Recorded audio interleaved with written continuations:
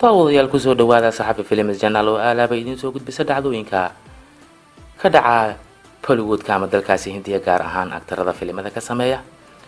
barnaamijkan waxaynu kusoo qaadanaynaa 8 filim ee ugu biladaha badnaa ee lagu sameeyo shirkadda filimanta ee Hollywoodka ee dalkaasi Hindiya.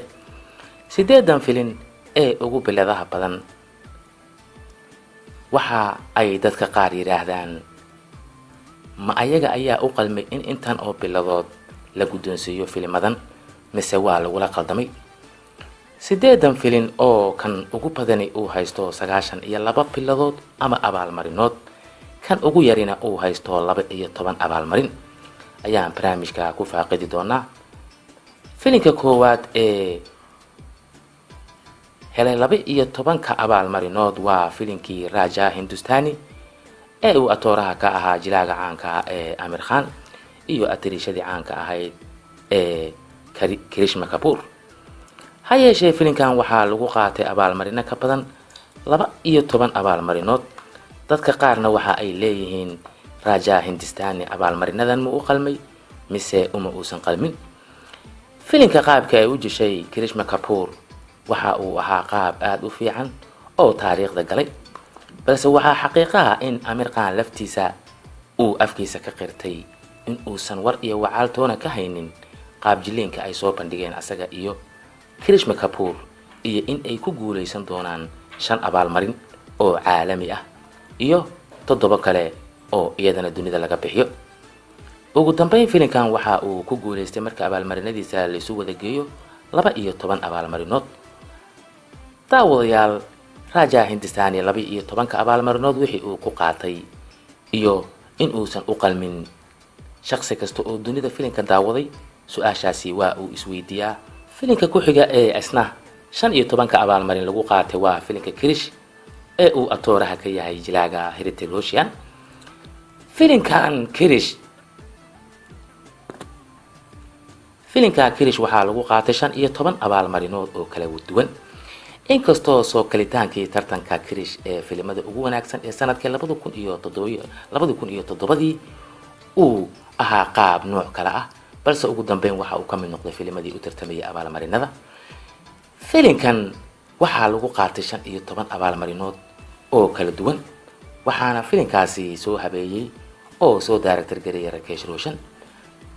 inkastoo filimka sameyntiisa iyo qaabkiisa dadkii marka ay daawadeen aysan macna weyn u sameeynin, haddana su'aasha ay la yaabeen reer India waxa ay noqotay in reer galbeedku ay ugu yeeraan superhero movies of India filimkii geesiga reer India ee Kirish.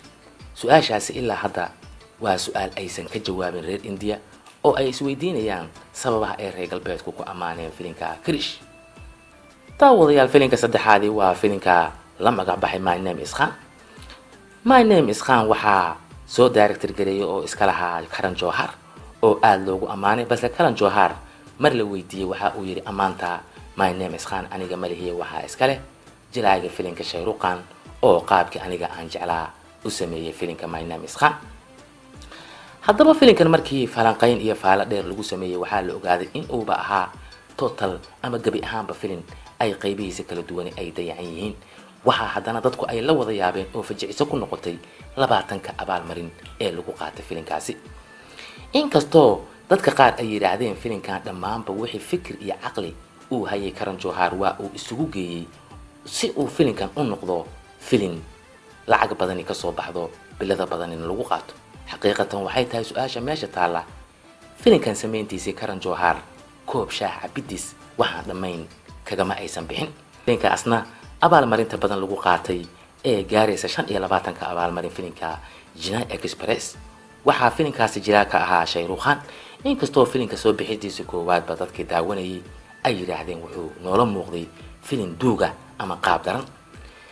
xaqiiqdu waxa ay tahay filimkan Chennai waxaa lagu qaatay 25 abaalmarinood.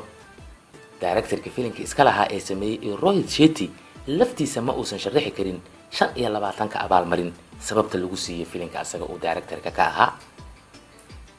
waxaa xitaa la weydiiyay in filimka qaybihiisa kamid ah qaybo ku jira oo amaan mudan ama bal isdhihi karo waa ay ku qaadan karaan in uu sharaxo su-aashaasi waa uu ka meermeeray Rohit Shetty ugu dambeynna waa uu ka dhaqaaqay waraysigii. haddaba su-aashu waxa ay tahay Chennai Express ma xayeysiin badan ayaa loo sameeyey iyo dacayad si uu ugu guuleysto 25 abaalmarinood oo caalami ah mise waa uu u qalmay? daawada adigu laftaada barnaamijka qayb ayaad ka tahay, waana laga yaabaa inaad filimka Chennai Express intiina badani aad daawateen. ma u qalmay in uu ku guuleysto 25 bilood oo caalami ah? daawadayaal, filimka ku xiga waa filimka Jab Tak Hai Jaane oo uu isna jilaaga ka ahaa jilaaga caanka ee Shah Rukh Khan iyo atirishada Katrina Kaif. filimkaasi deentiisii markii ay dadka masraxa ama shaleemadii filimka lagu soo bandhigay ay galeen, waxa ay qireen inuu ahaa filim sanadka soo baxa kii ugu caajiska badnaa oo ay tiyaatarka ama shaleemooyinka ay faaruqiyeen, iyagoo oo la yaaban Yash Chopra waxa uu ka damacsanaa filimka nooca kan oo kala iyo qaabdarada uu ka waday. xaqiiqatan dadkii markii ay ka wada dareereen filimkan, waxaa soo baxday in uu filimka Jab Tak Hai Jaane uu ku jiro filimada u sharaxan xagga tartanka oo uuna u soo baxay qualifierkii. waxaana filimkaasi lagu qaatay 30 bilood in ka badan. ilaa haatan cid ka jawaabi karta ama sharaxaad ka bixin karta filimkii nooca looga dareeray daawashadiisa waxa uu ku mutaystay 30 abaalmarin. ma dadkan isku qaab u arkin mise qiimeynta ayaa hadba nooca? daawada waxaa laga yaabaa qudhaadu inaad daawatay Jab Tak Hai Jaane iyo 30 bilood ma isu qalmaan. waxa uu yahay filimka ku xiga filimka Veera Zar uu jilaaga ka yahay jilaaga caanka ee Shah Rukh Khan. waxaa kula jiray Preity Zinta iyo Rani. filimka waxaa iska lahaa oo soo director gareeyay Yash Chopra. inkastoo filimka dadku marka ay daawadeen aysan wax macna weyn u sameynin, balse uu jilaayaal caalamiya keenay iyo kuwii ugu wanaagsanaa shirkadda Bollywood. filimkan muddo 3 saacadood ku dhow ayuu socday, waxa ayna ahayd qisadiisu Pakistan iyo India, wiil iyo gabar ka soo kala jeeda in xiriir jacayl dhex maro.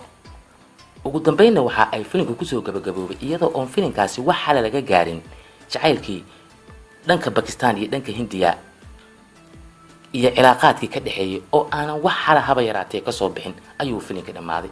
waxaana soo baxday qaybta abaalmarinta markuu filimkaasi u soo gudbay in 30 bilood in ka badan lagu guuleystay sanadka 2005. waxaa la yaaba ma anaga kaliya ayaa la yaaban 30 bilood ee lagu qaatay filimka Veera Zara mise dadkoo dhan ayaa nagala siman? filimka ku xiga ee lagu qaatay 50 bilood waa filimka magaciisa la yiraahdo The Dirty Pictures. filimka The Dirty Pictures waxa uu ka turjumayay hanaan wanaanka ababa habka ugu wanaagsan ee laba naag ama laba gabdhood lagu wada dhaqi karo. ha yeeshee filimka sameyntiisa kadib waxaa soo baxday in lagu qaatay 50 bilood in ka badan. filimka laftiisa Dirty Pictures waxaa loo sameeyay 2 jeer oo hore, mar 80maadkiya iyo mar 90maadkiya. filimka oo filim copy ah misana in lagu qaato 50 bilood waxa ay noqotay wax dadka filimaanta qiimeeya ama ka sheekeeya maskaxdooda ka weyn.